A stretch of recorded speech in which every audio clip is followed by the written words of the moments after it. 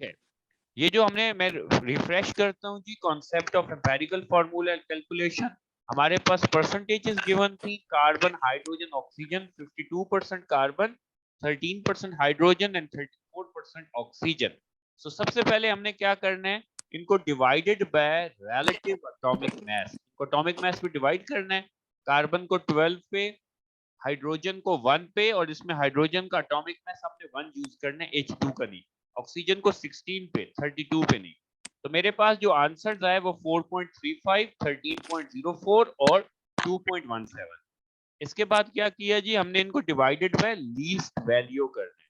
So divided by least value का मतलब कि आपके पास इधर 2.17 सबसे छोटी वैल्यू आ रही है, तो मैंने इसको डिवाइड किया सबको 2.17 पे, तो मेरे पास ये आंसर 2 आ गया, 6 आ गया और 1, यानी कार्बन 2, हाइड्रोजन 6 एंड ऑक्सीजन 1।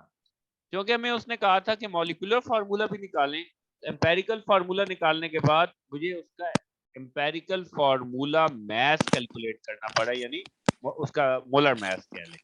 तो ये कार्बन 2 थे, 2 इंटू 12, हाइड्रोजन 6 इंटू 1, ओ 1 इंटू 16, तो ये टोटल हुआ 46।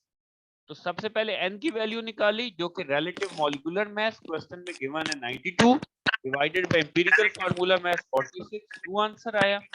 Molecular formula is equal to empirical formula into n। So empirical formula हम ऊपर निकाल चुके हैं और n की वैल्यू 2 निकली है, तो इसको इससे मल्टीप्लाई कर दिया, तो हमारे पास इसका फार्मूला आ गया मॉलिक्यूलर। ठीक है बच्चे, ये देखें जी, एक नेक्स्ट क्वेश्चन है, सो इसको क्विकली देखते हैं। वो कहता है जी, एक कंपाउंड है कार्बन, हाइड्रोजन, ऑक्सीजन का, उसको एनालाइज किया। कार्बन के, हाइड्रोजन और ऑक्सीजन, कार्बन है 65.11, हाइड्रोजन है 8.83 एंड ऑक्सीजन है 26.06।